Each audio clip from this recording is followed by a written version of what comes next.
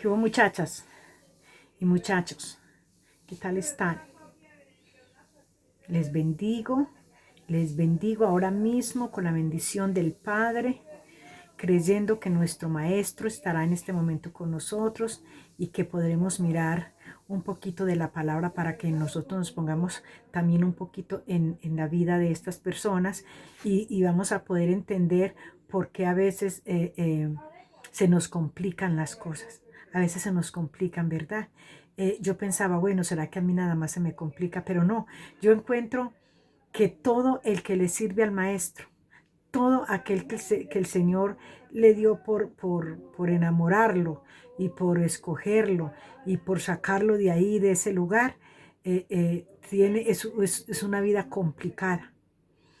Eh, eh, Nos ponemos a mirar, ayer damos un estudio de eso, de lo que fue la vida de Elías. La mayoría sabemos que Elías fue levantado en un carro de fuego, más o menos no es que haya sido un carro, es lo que Eliseo visualizó. Eh, a veces las cosas nosotros no las dan a entender, la entendemos como está ahí escrita en la palabra, ¿verdad? Pero este hombre fue lo único que alcanzó a ver. Parecía lo que él vio un carro de fuego. Y qué bonito que se llevó a este varón el Señor para que no supiera lo que era la muerte, ¿verdad? Es algo hermoso. Nosotros vamos a meterle todo un poquito a esto. Nosotros sabemos que hay una palabra en la Apocalipsis donde dice que vendrá, que se levantarán dos profetas, los cuales enseñarán la palabra de testimonio aquí en esta tierra, cuando antes del juicio. Y entonces da más o menos las palabras dando a entender de quiénes son estas dos personas. Parece que fueran Moisés por la descripción que da la palabra, y parece que fuera Elías también por la descripción que da de ese segundo profeta. Pero bueno, la cuestión es que el Señor no quiso que Elías sintiera muerte y se lo llevó. Y yo me pongo a pensar, bueno, el Señor tenía ese privilegio con este hombre, a pesar de los pesares, ¿verdad? Porque nosotros encontramos a un hombre que se debilitó, que se escondió, que se quiso morir y todo. Y entonces, porque nosotros vemos la situación de este profeta de una manera muy particular. ¿Por qué lo vemos tan particular? Porque siendo un hijo de Dios. ¿Y por qué sufrió eso? Si era un hijo de Dios, porque eso es lo que nos han enseñado, que a los hijos de Dios no les pasa nada. Y fíjense ustedes que yo no he visto uno solo en las escrituras que hubiera llevado una vida color de rosa. Pero cuando yo me pongo a mirar la situación de Elías, Elías ya había sufrido su muerte. Imagínense en qué dolor. No sé si todos sabrán que Elías fue abandonado por sus padres en el desierto. Y Elías fue abandonado. Estoy grabando, mi rey. Elías fue abandonado en el desierto siendo un niño. Elías no sabía escribir. Elías no sabía leer porque él no tuvo quien le enseñara. Por eso nosotros en las escrituras, a pesar de ver este profeta, un profeta de Dios que se movió con tanto poder, pero no encontramos un escrito de él, no lo encontramos. Este libro de Elías lo escribió Moisés, lo escribió Salomón. Parece que esta vida de Elías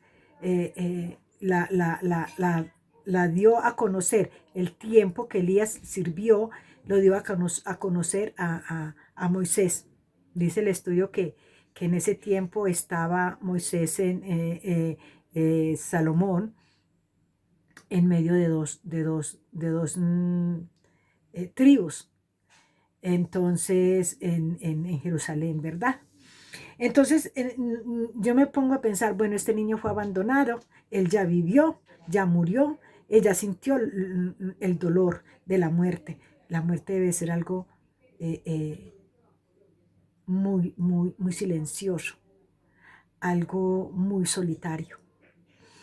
Y bueno, pero fíjate que este hombre así tan insignificante para muchas personas, lo podíamos ver así y por eso lo criticamos.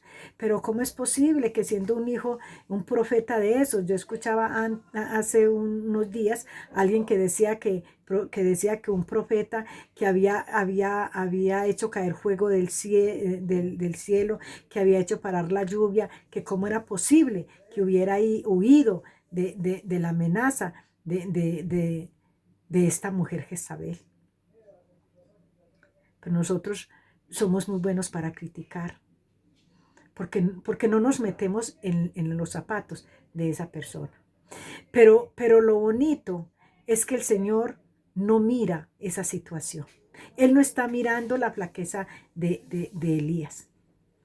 Porque también escuché yo a alguien que decía que el Señor, ¿por qué tenía que estar persiguiendo a Elías, estar persiguiendo a otro que fue profeta Jonás, que también dio pues su brega para ir a llevar el mensaje? Porque es que el Dios grande, el poderoso, el Padre, el único, el que nos ama a ti y a mí, a Él le gustan cosas complicadas y personas complicadas, con todos esos compliques. Y vemos aquí una palabra que a mí me parece tan hermosa, o sea, tan poderosa de lo que hace Elías, es que Elías se va. Cuando él ora para que no llueva, el Señor le dice que se vaya. Fíjate el cuidado que tenía el Señor de esta persona rebelde, porque cuando él hace aquí un trato con los profetas de Acad. Fíjese que él le dice, aquí en el 17 dice, cuando Acad vio a Elías, le dijo, ¿eres tú el que turbas a Israel? Porque los poquitos que habían quedado del pueblo de Israel no querían seguirle sirviendo a este varón, porque este varón se había apartado del pueblo de Dios. Entonces, claro, como somos tan buenos para ver las equivocaciones de los demás, pero las de nosotros no, entonces él empieza a pensar que el pueblo, los poquitos que habían quedado creyendo en Jehová de los ejércitos, eh, eh, eh, eh, era causante Elías de la revolución que ellos estaban haciendo porque no querían trabajar más para acá. Pero este hombre le dice estas palabras: envía pues ahora y congrégame a todo Israel en el monte Carmelo, y los 450 profetas de Baal y los 400 profetas de Acera, que comen la mesa de Jezabel. Todos estos profetas, 400 profetas de Acera y 400 profetas de Acar. O sea que eran 800. Pero él aquí les dice, y vamos a hacer el holocausto. Cojan el buey, lo cortan en pedazos, forman el holocausto y lo ponen ahí. Si el Dios de ustedes les responde, nosotros nos convertiremos a tu Dios. Y si el Dios si el Dios de Israel responde, ustedes se convertirán al Dios de nosotros, le dice Elías. Y todos sabemos de que eso no iba a pasar, porque los que hemos empezado a seguir conociendo un poquito cada día los pies del maestro, su palabra, sabemos que esto no iba a pasar, porque tenemos a un Padre amado que nos ama y que es un Padre vivo, y empieza a hacer el holocausto, y Él les dice, bueno, como son ustedes más que yo, pues háganlo entonces primero. Y estos empiezan a hacer el holocausto. Y dicen que es desde la mañana hasta la tarde. Pero fíjese que hay una palabra que a mí me sorprende, es porque es criticado Elías. Elías es criticado porque mandó matar a todos estos profetas. Pero fíjese que es que aquí él le dice, aquí dice la palabra, a esta parte es que yo quiero llegar. Porque es muy bueno cuando nos critican. Cuando no ven sino los errores. Lo bueno, lo tuyo, no lo ven. Lo mío tampoco. En nosotros no ven virtudes. En nosotros no ven sino los errores. Entonces dice en el 21, acercándose Elías a todo el pueblo, dijo, ¿hasta cuándo claudicaréis? Vosotros entre dos pensamientos, si Jehová es Dios, seguidle, y si Baal, id en pos de él. Y el pueblo no respondió palabra. Aquí vemos que él le dice a este pueblo de acá, a estos 400 profetas que son los que están adorando ahí, de qué manera se van a convertir. Si el Dios de ellos desciende fuego del cielo y consume el holocausto, los israelitas se convertirían a ese Dios. Y si no fuese así, entonces estos de acá se convertirían al Dios de Elías. Pero aquí vemos que ellos no responden. Porque entonces el trato que Elías se está poniendo con ellos no lo van a aceptar. Y claro, tenía que ser, para terminar con ellos, tenía Elías que matarlo, a todos esos profetas. Lo más impresionante es que parece que la mujer de acá, o sea, Jezabel, estaba ahí toda la mañana y el fuego no bajó y no consumió el holocausto de ellos. Pero cuando ella para no quedar más en vergüenza se va a su casa. Pero cuando ya oye decir que todos, que el Jehová de los ejércitos baja, envía el fuego y lo consume todo, ella ya empieza a preguntar y esa parte ya no le gusta. Porque Elías mató a esos 400 profetas. Y cuando lo vemos así, yo pienso, bueno, es que razón tenía, porque han dado una enseñanza donde donde este hombre dice que la ira de Elías no tenía, o sea, que la ira de Elías era incomparable, que él ya no tenía que haber hecho eso. Dice este hombre, que ahí no actuó la mano de Dios, sino la ira de Elías. Y cuando lo vemos así, sí podemos decir, pero bueno, ¿y cómo que Elías, siendo un profeta, un hombre de Dios? Porque eso es lo que nosotros, a eso vamos nosotros. Te voy a decir una cosa. Cuando nosotros cometemos un error, ¿y por qué? ¿No es que es hijo de Dios? ¿No es que es hija de Dios? O sea, a mí y a ti no te puede suceder nada, porque entonces, ¿cuál es el Dios que tú buscas? ¿A cuál es el Dios que tú le sirves? ¿Cómo que te está pasando eso, verdad? Yo pienso que la mayoría, Rosmira, que la mayoría de la gente no critica aquí a Elías por respeto a la palabra, pero muchos habrán pensado lo mismo. Pero vamos a mirar una cosa. Es que Elías les hizo un trato. Les dio como que hubieran hecho ellos un voto de confianza. O te conviertes a mi Señor, a mi Dios, o yo me convierto al tuyo. Pero cuando sucede lo que tenía que suceder de la mano del Creador, a ellos ya no les gustó esto.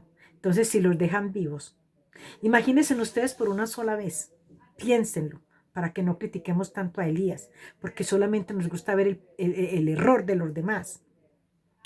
Vieron a Elías con este error que no era no era obra de Dios, sino ira de Elías. Lo vemos como ira, ¿verdad? ¿Y tú crees que si hubiera sido una ira de Elías, qué hubiera hecho el Señor con él? Si Dios es un Dios justo. Otra cosa. Fíjense en ustedes. Si este hombre, ¿cómo terminaría este hombre de cansado, de abatido? Me imagino que para él no era fácil también cortarle la cabeza a todos esos profetas y todo esto, ¿verdad? ¿Con qué fuerza estaba haciéndole eso? Con fuerza del de arriba. La fuerza del hombre es muy poquita. Y él, para haber acabado con todas estas fuerzas, solo el Padre Eterno, el Creador, le tuvo que haber dado esas fuerzas. Este hombre sale cansado de ahí. ¿Te imaginas una cosa? Si Elías no acaba con estos 400 profetas y una sola mujer lo hizo entrar en depresión, que hubiera sido de Elías si no hubiera acabado con estos profetas. O sea, no vemos sino el error de las personas. Qué lástima que seamos así. Qué lástima que cuando no veamos las cosas buenas, no vemos cómo después de que él hace el holocausto, llueve, después de 3 años y algo que no llovía. O sea, no se ve lo bonito que el Señor obró por medio de él, sino que se ve el error que él cometió. Y si haya sido por ira, fue una ira celosa de su padre. Es que nosotros tenemos que empezar a entender el poder del Padre, el poder de Dios, cómo el Señor obra en estas personas de esa manera tan poderosa, de esas personas tan imperfectas, de esas personas que imagínate, de un hombre que no sabía leer, que quizás no se sabía expresar, que eran las palabras que el Señor le ponía en su boca. Por eso es que muchas veces al Señor nos habla a nosotros y no nos lo creen, porque tiene que ser a ella y porque no a mí. Y es tremendo, mis amados. En eso yo entendí. Ahí donde yo tuve que entender sí o sí que yo no voy a poder ser esa, como les dijera, ahí yo no voy a poder ser esa persona que es llamativa, que hace el clic donde va. ¿Por qué no? Porque yo no encuentro eso en ningún lado. Y he podido entender porque yo de tanto pedirle al Señor, Él fue el que me da a conocer parte de la historia de la vida de Elías. Entonces yo digo, Señor, entonces es normal mi situación. Él por eso, él era una persona solitaria. Miremos nosotros un mensajero de Dios.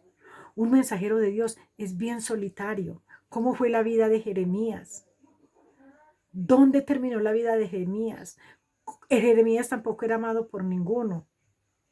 Entonces, ¿a qué nos tenemos nosotros que esperanzar?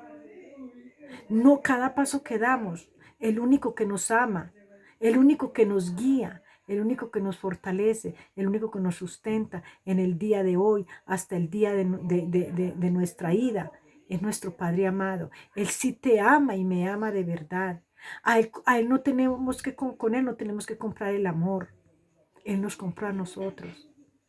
Él nos hizo herederos por amor y por misericordia. Él no ve en ti lo que todo el mundo ve.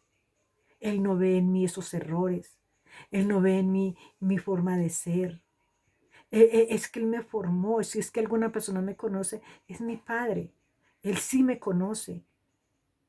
Somos hechura de su mano. Él no se equivoca. Él nos formó así tal y como somos. Y así mismo nos ama. Por eso nos escogió. Por eso nos escogió, nos lavó y nos compró. ¿Quién más hubiera dado algo por nosotros? Nada. Nadie. Y día por día menos dan por nosotras. Pero tenemos un Padre que nos ama, tal y como somos, con esta manada de errores, sin virtudes, sin nada bueno. Pero Él algo vio en nosotros, así como vio en Elías. Así ve en nosotras también, así como vio en Jeremías, así como vio en Aarón, así como vio en Josué, así como vio en Moisés, así como vio en Abraham. Él también vio en nosotras, así como vio en Isaac. Él también vio en nosotras. Mira, el amor del Padre es tan grande que aún sabiendo que Salomón le falló, la promesa que él le hizo a su padre, nunca la apartó. Él siempre llevó en memoria la promesa que le había hecho a David. O sea que somos llenos de errores.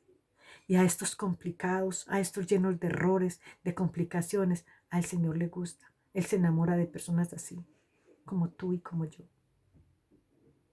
Así que no importan las condiciones que nos lleven la humanidad. No importa lo que piensen de nosotros. O quizás hasta lo que nos dicen. Que te duele, ¿verdad? Va a doler. Pero es un dolor pasajero. Porque después viene el regocijo en nuestro Padre amado. Él nos trae consuelo. Y Él sana ese dolor. Así no sea que después te van a volver a lastimar. Pero no importa. Él otra vez viene a sanar. Porque eso es lo que Él hace. Venir a dar sanidad a cada herida que sufrimos. Trae sanidad a nuestras vidas. Te amo mucho. Dios te bendiga.